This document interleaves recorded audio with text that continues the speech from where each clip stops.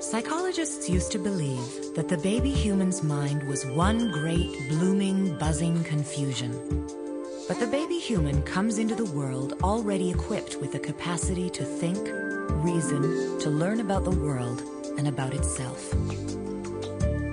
At the moment, 2-week-old Heather lives only in the immediate world of the senses.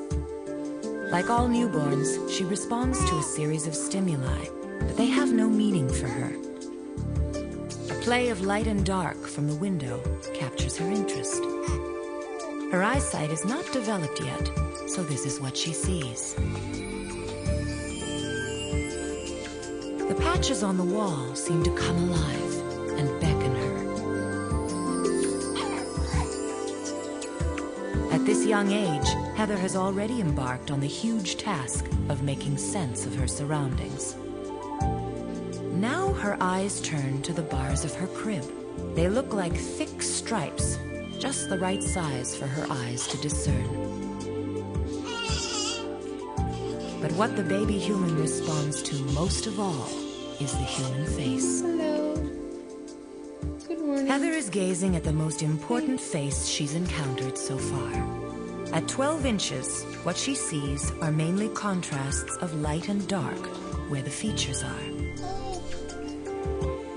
But her clearest view is from 6 inches away, an easy distance to communicate love between mother and child.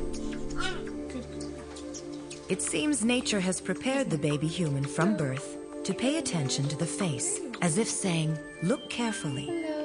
Something that looks like this is going to be very important for your survival. Hi there. Okay, are you all set?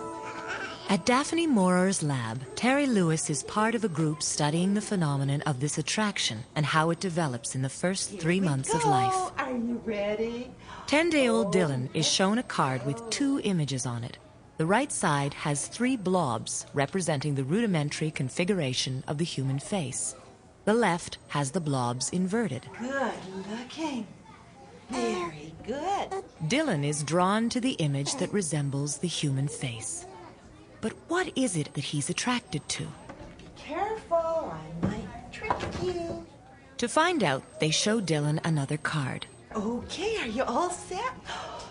One side has the blurry image of a face, and the other side was created to represent only the light and dark contrasts of a face. Dylan prefers to look at the side with the contrasts of a face, which indicates that it's not the features themselves that the baby human reads at this age, but the areas of contrast created by those features. Hello. So what 2-week-old Heather is really fascinated with is the contrast between light and shadow created by her mother's eyes, mouth, and hairline. But she doesn't know yet what they mean. Back at the lab, 6-week-old Devin is shown the same card. How about these guys now? Unlike Dylan, he turns to the image that looks more like a face. The other image no longer interests him. So what happened in those 4 short weeks that separate Heather and Devin? Researchers believe that this is when the baby human's higher brain centers, which are sensitive to visual stimuli, take over. And that is what's directing Devin's gaze and begins to give meaning to what he sees. At the same time, other regions of the higher brain centers are preparing the baby human to think and reason. These exceptional capacities are what set humans apart from the rest of the animal kingdom. Gavin is 8 weeks. As he begins to interact with his environment, the world around him takes on new meaning. He looks at his mother with new eyes. During these critical early weeks, new neural pathways in the brain are forged. The more things the baby human sees, the more this ability surges.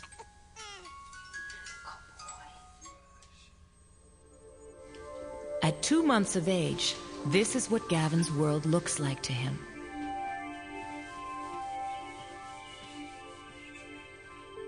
His life thus far has been a kaleidoscope of sights, sounds, sensations, and smells.